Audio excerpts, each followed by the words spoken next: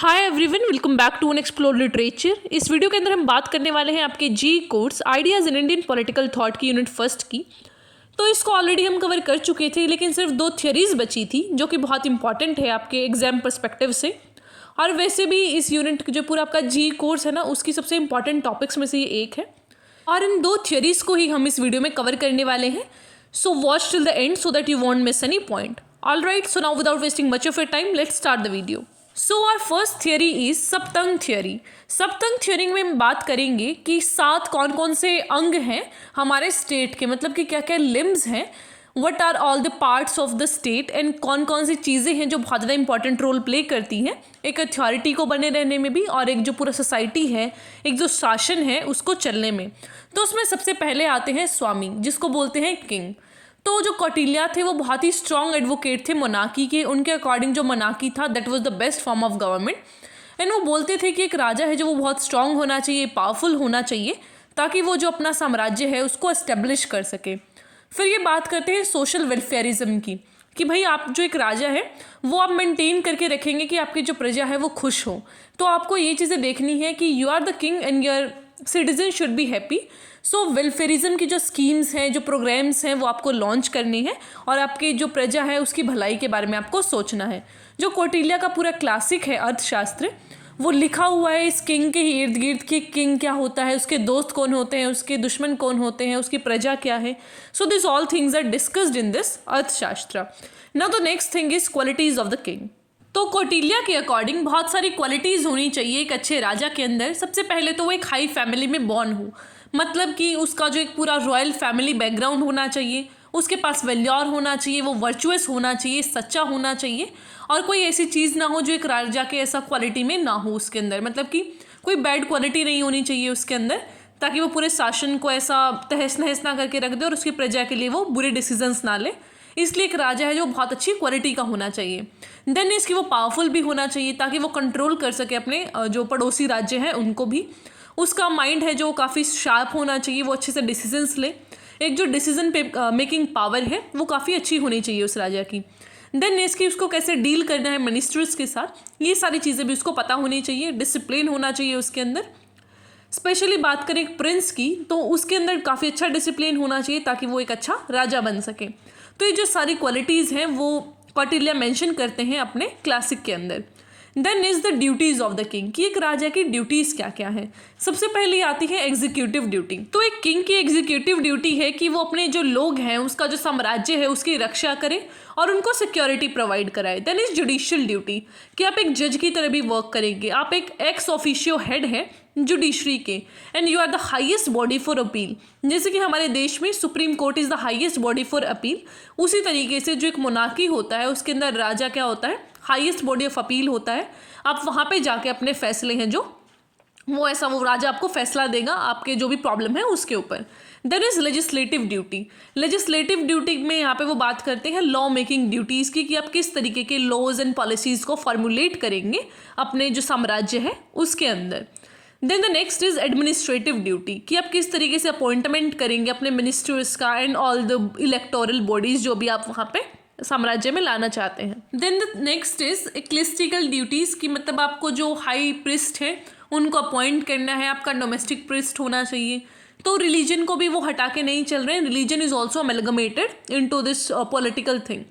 ठीक है। The next is revenue, कि आप किस तरीके से अपने रिवेन्यू को मेंटेन करेंगे। आपका जो खजाना है वो ख़त्म नहीं होना चाहिए, तभी आप एक अच्छे राजा कहलाएंगे। अगर आपके पास पैसा ही नहीं तो किस टाइप के राजा आप हुए। देन इज मिलिट्री, कि आप सुप्रीम कमांडर हैं आर्मी के। जैसे हमारे यहाँ पे कौन होता है, president. President is the supreme commander of the army and all the forces. तो इसी तरीके से हमारे जो ये राजा है यहाँ पे अर्थशास्त्र के अंदर, he is the supreme commander of army. Then is enlightened. Enlightened functions इनके क्या होंगे, ड्यूटीज़ क्या होंगी इनकी, कि जो लर्नेड मैन है उनसे आपको सीखना है, जो अलग अलग एक्सपर्ट्स हैं अपनी फील्ड्स में, और आपको इंश्योर करना है कि उनको अच्छी तरीके से रखा जाए, उनका केयर किया जाए, उनसे आप गाइडेंस लें। तो इसलिए उनका रिस्पेक्ट करना है जो आदमी एक्सपर्ट हैं अपनी अपनी फील्ड्स के अंदर। फिर सेकंड नंबर पे आते हैं अमात्य या फिर मिनिस्टर्स। तो मिनिस्टर्स का भी बहुत ज़्यादा इंपॉर्टेंट रोल होता है एक अथॉरिटी के अंदर, क्योंकि वो क्या करते हैं, एडवाइस देते हैं किंग को। जैसे कि अब हमारे प्रेजेंट कॉन्टेक्स्ट में देखें तो जो काउंसिल्स ऑफ मिनिस्टर्स होता है वो एडवाइस देते हैं किसको, पीएम को, प्रेसिडेंट को। तो जब भी उनको नीड होता है तो डिफरेंट डिफरेंट फील्ड्स में उनको अपॉइंट किया जाता है और फिर वो सारे क्या करेंगे, एडवाइस देंगे हमारे पीएम को। तो इसी तरीके से राजा को भी एडवाइस की ज़रूरत पड़ती है, तो मिनिस्टर्स उसको एडवाइस देते हैं। देन कौटिल्य लाइक इंसिस्ट कि आपको ऐसा कुछ काउंसलर्स भी रखने चाहिए जो कि आपको हेल्प करेंगे। और वो एक और बात बोलते हैं कि बहुत सारे मिनिस्टर्स नहीं होने चाहिए। इससे क्या होगा कि जितने ज़्यादा लोग होंगे उतना ही आपकी जो सिक्योरिटी है उस पर खतरा बना रहेगा। तो आपको क्या करना है, थोड़े लोगों को अपॉइंट करना है ताकि आप जो अपनी सिक्रेसी है उसको भी मेंटेन रख सकें। Okay, so we can see this in the present context, जहाँ पे हम 15% की बात करते हैं कि जितना 15% लोकसभा की सीट्स का है ना, उतना ही आपको काउंसिल्स ऑफ मिनिस्टर्स रखना है। तो हम इस चीज़ को क्यों लिंक कर रहे हैं अभी कंटेम्प्रेरी चीज़ों से, ताकि आप इसको याद कर पाएँ कि भैया कोई ज़्यादा डिफरेंस है नहीं इसके अंदर। अभी जो हमारा कॉन्स्टिट्यूशन है वो भी इन्हीं बातों की बात कर रहा है, इन्हीं चीज़ों की बात कर रहा है, इन्हीं फैक्ट्स का हम जिक्र कर रहे हैं अपने प्रेजेंट कॉन्स्टिट्यूशन के अंदर। तो ये चीज़ें आपको पैरेलल ड्रॉ करने हैं यहाँ पे, ठीक है। और फिर आगे शास्त्रा में ये भी लिखा गया है कि जो किंग है ना, उसको time to time loyalty test करते रहना चाहिए। फिर जो भी गिल्टी मिलेगा तो उसको वहीं पे मार दो, क्योंकि अगर आप उस आदमी को नहीं मारोगे तो फिर वो जाके आपकी सिक्रेसी को ऐसा लीक कर देगा और फिर आपके जो साम्राज्य है उस पर खतरा आ सकता है।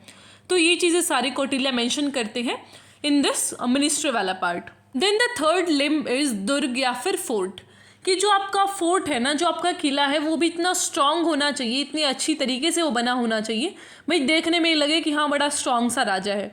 तो इस तरीके से आपको उसका इंफ्रास्ट्रक्चर रखना है, इस तरीके से वहाँ पे आपकी फैसिलिटीज़ होनी चाहिए, ट्रांसपोर्टेशन एंड ऑल का भी सारा अच्छा सुविधा होना चाहिए, ताकि जो आपके सोल्जर्स हैं वो भी अच्छे से हाइड आउट कर सके इमरजेंसी के टाइम पे। मतलब इस तरीके से बनाओ कि आपको बिल्कुल वर्स्ट चीज़ को ध्यान में रखते हुए कि भाई इतनी वर्स्ट अगर सिचुएशन आई तो हम किस तरीके से डील करेंगे, ये सोच के आपको अपना पूरा जो भी एक साम्राज्य है, जो अपना फोर्ट है, उसका प्लानिंग करना है। फिर हमारा नेक्स्ट पार्ट आता है कोषा या फिर ट्रेजरी, कि भाई किस तरीके से जो राजा है वो अपने पूरे ट्रेजर को, अपने खजाने को भर के रखेगा। अगर आपका खजाना ख़त्म हो रहा है तो आप टैक्स बढ़ा दीजिए। ऐसे कौटिल्य मेंशन करते हैं कि टैक्स बढ़ाओ, लेकिन इस तरीके से बढ़ाओ कि ऐसा लोगों को रुलाना नहीं है, आपको ऑप्रेसिव नहीं होना चाहिए वो टैक्स। इस तरीके से बढ़ाओ कि आपका भी जो ट्रेजर है वो थोड़ा सा कंप्लीट हो जाए एंड लोगों को भी ज़्यादा ऑपरेशन फील ना हो। तो you have to maintain this things कि आप ऑपरेसिव जो चीज़ें हैं वो ना करें अपने जो भी सब्जेक्ट्स है या फिर जो सिटीजन्स हैं उनके ऊपर। देन द नेक्स्ट इज डंडा या फिर आर्मी, कि जो आपकी आर्मी है वो इतनी स्ट्रांग होनी चाहिए, इतनी गुड क्वालिटी के उसमें सोल्जर्स होने चाहिए कि भाई वो लॉयल हो, स्ट्रांग हो, उनके अंदर एनर्जी हो पूरा। तो आपको इस तरीके की आर्मी है जो वो मेंटेन करनी है, स्किलफुल होनी चाहिए, वो वॉर में आपको ऐसा पूरा अच्छी तरीके से वो हेल्प करे and it can also be good to a kingdom. तो इस तरीके का आपको एक आर्मी मेंटेन करना है। Then he also mentions that, तो कौटिल्य ये भी लिखते हैं साथ में कि भाई जो फैमिलीज़ है ना आर्मी वालों की, जो सोल्जर्स की फैमिली है, उसका भी आपको ध्यान रखना है, क्योंकि अगर आप उनकी फैमिलीज़ का ध्यान नहीं रखेंगे तो सोल्जर्स का हमेशा ध्यान अपनी फैमिली पे रहेगा। If will provide them good facilities, तो फिर वो अच्छे से लड़ पाएंगे अपने देश, अपने किंगडम के लिए। अदरवाइज तो फिर वो अपनी फैमिली के बारे में सोचते रहेंगे। तो you have to maintain that कि उनकी जो फैमिलीज़ हैं उनको कोई प्रॉब्लम ना हो and this soldiers can fight ऐसा बिना किसी टेंशन के कि भाई मेरी फैमिली के साथ क्या हो रहा है। तो they should be very much clear कि जो हमारे राजा हैं, जो हमारे लोग हैं, they can take care of their family. Then the sixth element is Janapada या फिर टेरिटरी, कि आपको किस तरीके से अपनी टेरिटरीज़ को मेंटेन रखना है, उनको सुरक्षा देनी है और टेरिटरीज़ को बढ़ाते भी रहना है टाइम टू टाइम। सो वो फिर वॉर से हो पाएगा या फिर जिस भी तरीके से आप कर सकते हैं, अपनी टेरिटरी को मेंटेन रखो ताकि आप कोई और कब्जा ना कर ले, या फिर आपको ट्राई करते रहना कि आप ही बहुत सारी टेरिटरी को एक्वायर कर पाए। तो ये चीज़ आती है इस सिक्स्थ एलिमेंट के अंदर, that is territory. Now the seventh element is Mitra या फिर एलाइज। यहाँ पे कौटिल्य मेंशन करते हैं कि एक जो किंग है उसको बहुत सारे फ्रेंडली रिलेशंस बना के रखने चाहिए, जितना हो सके सबके साथ अच्छे रिलेशंस बना के रखो ताकि आप किसी का ऐसा हेल्प भी ले सको इमरजेंसी की सिचुएशन में। तो यहाँ पे आपको क्या करना है, सबको गिफ्ट्स भेजने हैं, अच्छे रिलेशंस रखने हैं। इससे दो फायदे होंगे, एक तो आप इमरजेंसी में उनसे हेल्प ले सकते हैं and the second thing is कि आप ट्रेड बैलेंस बना सकते हैं। आप अच्छे से अपनी इकोनॉमिक और ट्रेड रिलेशंस को मेंटेन करेंगे तो आपका किंगडम भी फ्लरिश होगा। तो ये सारी चीज़ें हैं जो मेंशन करते हैं सप्तांग थ्योरी के अंदर। आई होप आपको ये सारा चीज़ है जो समझ आया होगा। कोई डाउट है तो वो आप पूछ लीजिएगा। इसी के साथ आपका ये थ्योरी कंप्लीट होता है। Now heading towards the second theory, that is Rajmandal theory या फिर मंडला थ्योरी। तो इसके 2-3 नाम हैं जिसको आप देख सकते हैं। इसको इंटर स्टेट रिलेशनशिप थ्योरी भी बोलते हैं। Alright, so now let's start this theory. इस थ्योरी में कौटिल्य बात करते हैं इंटरनेशनल पॉलिसीज़ की, कि भाई वॉर के टाइम की तो हमने बात कर ली कि किस टाइम पे आप वॉर में हेल्प करेंगे, दुश्मनों से लड़ेंगे एंड ऑल, फोर्टिफिकेशन करना है, आर्मी रखनी है। नाउ वी हैव टू सी कि पीस टाइम पे आपको क्या कुछ चीज़ें हैं उनको मेंटेन करके रखना है। तो इसके अंदर सबसे पहले आता है कॉन्सिलिएशन, प्रेजेंट, डिसेंशंस एंड पनिशमेंट। तो यहाँ पे कौटिल्य 6 फोल्ड पॉलिसीज़ की बात करते हैं कि भाई ये 6 आप तरीके हैं जो अपना सकते हैं to maintain your international policies.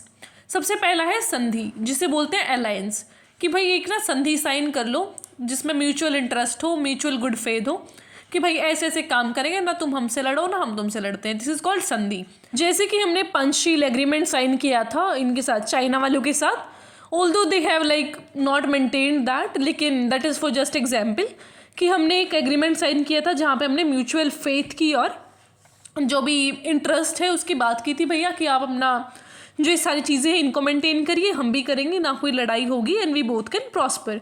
लेकिन वो चीज़ें नहीं हो पाती हैं, that is a different thing. Then the second thing is vigraha, कि जब सारे पीस के अटेम्प्ट फेल हो जाएं फिर तो आपको वॉर का ही सहारा लेना पड़ता है and you have to fight your opponent. Then is yana, कि आप मिलिट्री एक्सपीडिशंस या मार्च भी कर सकते हैं जिससे आपका जो एनिमी है उससे कंफ्यूज हो जाएगा and you can act as like it can act as a natural deterrence. जैसे कि हम उसकी बात करते हैं जो होता है न्यूक्लियर वेपन्स की।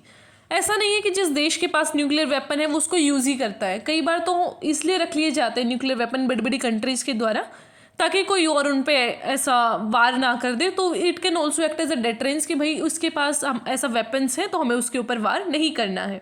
Then the next element is asana या फिर हाल्टिंग। तो ये काफ़ी इंपॉर्टेंट स्ट्रेटेजी है यहाँ पे जो कौटिल्य वो सजेस्ट करते हैं कि एक किंग को अपने जो बॉर्डर्स हैं उनको बंद कर देना चाहिए to prepare for the war, ताकि सेम टाइम पे वो जो वॉर की चीज़ें हैं उन पे ध्यान दे सके अच्छे से। देन इज संश्रय या फिर सीकिंग प्रोटेक्शन, कि जब भी एक किंग को लगता है कि वहाँ पे बहुत ज़्यादा डिफीट होने वाला है उसका या फिर कुछ प्रॉब्लम आने वाली है तो वो किसी के पास शरण ले सकता है जो कि एक पावरफुल किंग हो। देन इज द्विवेद भावना या फिर डुप्लिसिटी। तो जो कौटिल्य है वो एक मॉरलिस्ट नहीं बल्कि रियलिस्ट थे, तो वो लार्जर इंटरेस्ट ऑफ किंगडम की बात करते हैं। तो यहाँ पे वो बोलते हैं कि भाई किसी भी तरीके से आपको अपनी कंट्री का, अपने किंगडम का फ़ायदा देख रहा है, वहाँ पे तुम ब्राइब दो, जैसा भी दो, संधि वंदी जो भी करना है वो करो, बट यू हैव टू सी, कितने भी अच्छे या फिर बुरे आप तरीके अपना सकते हो, बट यू हैव टू सी कि आपका जो रिजल्ट है वो क्या निकल के आ रहा है, बिकॉज एट द एंड आपका रिजल्ट मैटर करता है, नॉट योर स्ट्रेटेजी। फिर आगे कौटिल्य बात करते हैं कि आपको किस तरीके से फ्रेंड्स एंड फोज बनाने चाहिए। तो ये 4 सर्कल्स की बात करते हैं। सर्कल 1 में आएंगे विजिक्षु, जो दोस्त है और उसके दोस्त है। Then the second is enemy, enemy और उसके दोस्त के, एनिमी के एनिमी एंड एनिमी के enemy, like 3 stages of this enemies. Then the third is madhyam king. तो ये जो मध्यम किंग होता है इसका ऐसा रहता है कि ये किसी भी तरीके से मुड़ सकता है, या तो ये आपका दुश्मन भी बन सकता है या आपका दोस्त भी बन सकता है, तो उस पर कोई भरोसा नहीं होता। Then the fourth is Udasina king.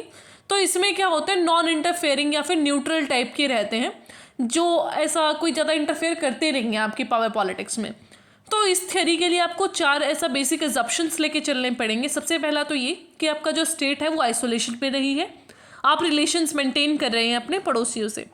Then second is there are no permanent foes and friends, कि ना कोई आपका परमानेंट दोस्त होता है ना कोई दुश्मन होता है।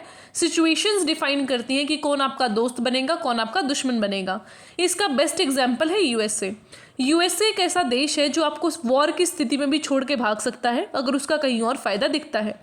तो ये चीज़ें आपको देखने को मिलती है वर्ल्ड वॉर सेकेंड के अंदर भी, कि दोनों पार्टीज़ को वो सप्लाई कर रहा था अपने वेपन्स, उसको कोई मतलब नहीं कि किसकी साइड है वो, it's only like main focus was to sell the weapons. तो आप इस डायग्राम से भी ये सारी चीज़ें समझ सकते हैं। बीच में आएगा विजिक्षु जो कि हमारा किंग है, फिर उसके आसपास आएंगे आरी मित्र, आरी मित्र, मित्र मित्र, आरी मित्र मित्र।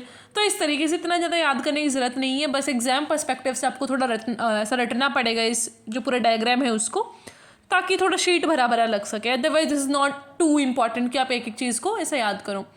थोड़ा सा ये चीज़ कर लेना, विजिक्षु हो गया, आरी मित्रा, ये नीचे वाला याद कर लेना, ऊपर वाला याद नहीं भी होता है तो इतना कोई परेशानी की बात है नहीं। देन इज उदासीना एंड मध्यमा। तो ये चीज़ें आप लर्न कर लेना एंड जस्ट ड्रॉ दिस। अगर ये क्वेश्चन आता है आपका, लाइक बहुत ज़्यादा चांसेस होते हैं कि ये क्वेश्चन आए, तो just revise this diagram first. Alright, so this was about this 2 theories. I hope आपको समझ आया होगा। फिर भी कोई क्वेश्चन है उसे आप पूछ सकते हैं कमेंट्स में, ईमेल, टेलीग्राम, इंस्टाग्राम, जहाँ भी आपका मन है। तो वो सारे क्वेश्चंस को हम एड्रेस करेंगे। Also like tell me the topics जिन पे भी आपको नेक्स्ट वीडियो चाहिए।